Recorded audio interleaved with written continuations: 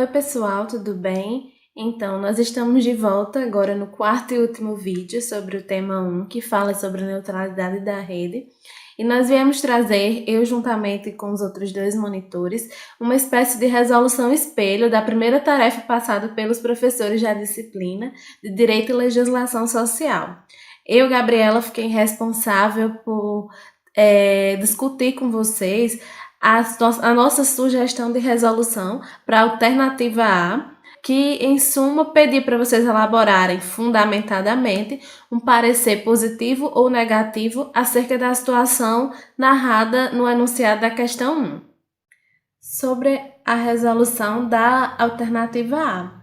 Apesar do enunciado ele dar margem para elaboração por parte de vocês de um parecer positivo ou negativo, nós resolvemos a alternativa propondo um parecer negativo, ou seja, de forma a induzir a empresa Digital Sertão a não aceitar o acordo por parte da Netion. Caso algum grupo tenha opinado por um parecer positivo, ou seja, pela aceitação do acordo, nós não conseguimos pensar em fundamentos que justificassem essa aceitação, mas vai depender da justificativa de cada grupo, certo? Então, ao resolver a questão, vocês devem ter percebido que essa situação narrada na questão 1, ela é muito similar ao que aconteceu de verdade entre a Comcast, que é uma das maiores provedoras de rede dos Estados Unidos, e a Netflix, certo? Mas ao contrário dos Estados Unidos, no Brasil, que é onde essa situação narrada na questão aconteceu, o Marco Civil da Internet, que é a Lei 12.965 de 2014, ele garante que a neutralidade da rede, que vem tratado na lei como um princípio, certo? Não deve ser violada. Especificamente no artigo 9º da Lei 12.965 de 2014, mais conhecida como Marco Civil da Internet. No entanto, essa lei, ela trouxe algumas exceções à regra, por assim dizer, que estão discriminadas lá no artigo 5º, parágrafo 1º, incisos 1 e 2 do Decreto-Lei 8.771 de 2016. Eles são os únicos requisitos técnicos, certo?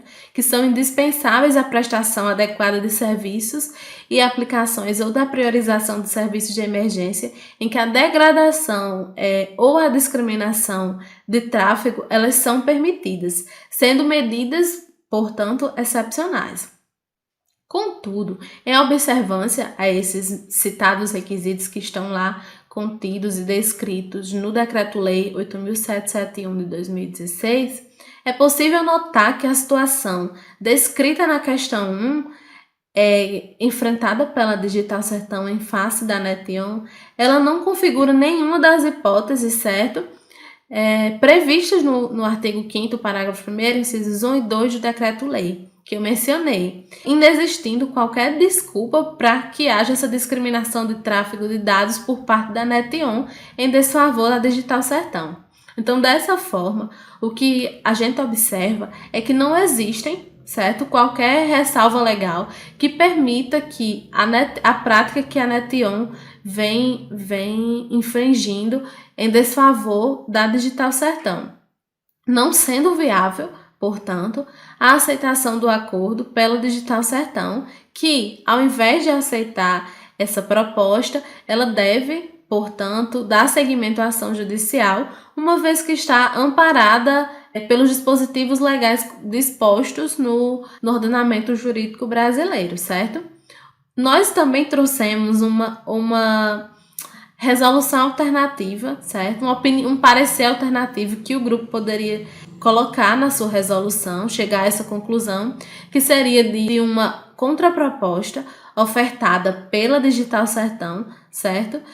Que ela receberia um valor X pela Netion, a título de indenização por danos materiais sofridos durante o tempo em que teve o tráfego dos seus dados prejudicados pela provedora de rede, a Netion, além de ser imediatamente restabelecido o tráfego normal dos dados do seu serviço, e aí assim, após essa indenização e o restabelecimento ao tráfego normal dos seus dados, ela desistiria da ação, né? O acordo seria homologado e ela desistiria do litígio judicial.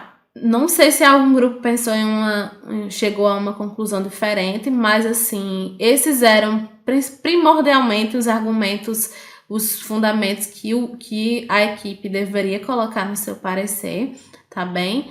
Mas se vocês colocaram também alguma opinião de doutrina ou algum estudioso do assunto que vocês encontraram em algum texto, até mesmo nos textos que estão contidos no SIGA, certo? Isso só enriquece o parecer de vocês. Então, agora vocês vão ficar com o Jonilson, que vai explicar para vocês a resolução da alternativa B da questão. Na alternativa B, se questionavam quais eram as principais contribuições do Marco Civil da Internet para a neutralidade da rede e quais seriam, as perspectivas dessa neutralidade da rede no mundo tecnológico. Essa questão ela fica muito a critério do aluno, podendo-se mencionar com certeza a Lei 12.965, que é mais conhecida como Marco Civil da Internet, que trouxe garantias, direitos e deveres para os usuários da internet no ordenamento jurídico brasileiro. Lembrando que a sua importância ela vem com o propósito de regular essas relações que cercam o mundo digital, o mundo da internet, também com a não discriminação dos dados, da velocidade, em relação aos provedores também, vocês podem citar, fiquem livres, porque também nós podemos falar sobre o bloqueio das atividades desses pacotes de dados, as tarifas que estão sendo cobradas, enfim, existem muitas possibilidades a serem tratadas nessa questão. Vocês também podem citar o artigo 9º e o 1º do Marco Civil da Internet.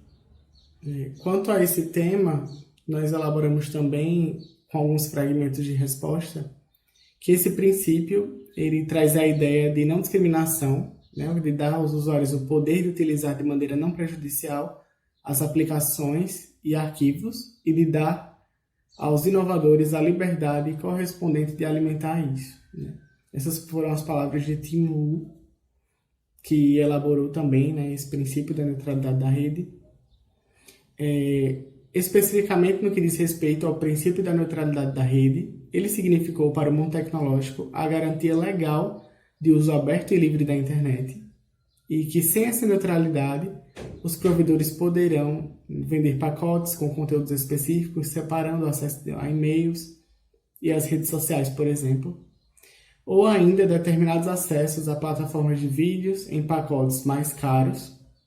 E além disso, sem a neutralidade, as operadoras de telecomunicações e de telefonia poderiam limitar as velocidades de tráfego a determinados aplicativos, sites e empresas de comunicação digital. E ainda assim, os alunos podem ficar livres para estabelecer outros critérios para determinar as contribuições em relação ao Marco Civil da Internet, à neutralidade da rede e suas contribuições para o mundo tecnológico. Olá pessoal, vamos agora tratar da questão C da atividade. Bem, ela pede o seguinte: explique o que é a prática do Zero Rating e como isso pode impactar no consumo e na neutralidade de rede, expondo o posicionamento da doutrina e do CAD sobre o tema. Bem pessoal, vamos lá. A partir do artigo que foi colocado no SIGA e das outras leituras, a gente pode concluir que a definição de Zero Rating é exatamente a prática que consiste em uma estratégia comercial na qual o provedor de internet garante a seus consumidores que o volume de dados associados a certas aplicações patrocinadas não seja descontado da franquia contratada.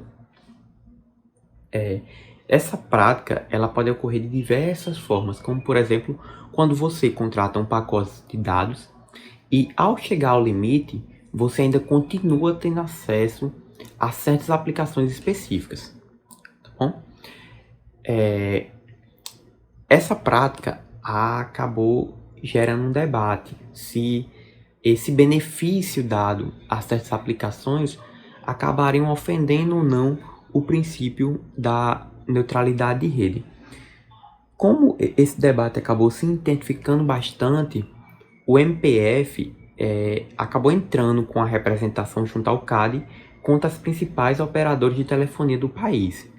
E nessa representação, ela argumentava exatamente que essas operadoras, né, ao praticar o zero rating, estariam violando o dever de tratar de forma isonômica os pacotes de dados que trafegam em sua rede, distinguindo-os por tipo de aplicação. Neste inquérito, né, essa investigação, a Anatel acabou manifestando se favorável a essa prática.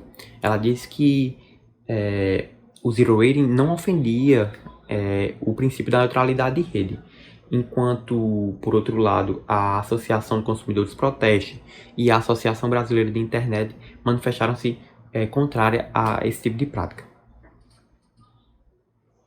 Por fim, o CADE acabou concluindo que o zero rating ela não viola o Marco Civil da Internet, tampouco o Decreto 8.771 de 2016 e o princípio da neutralidade de rede.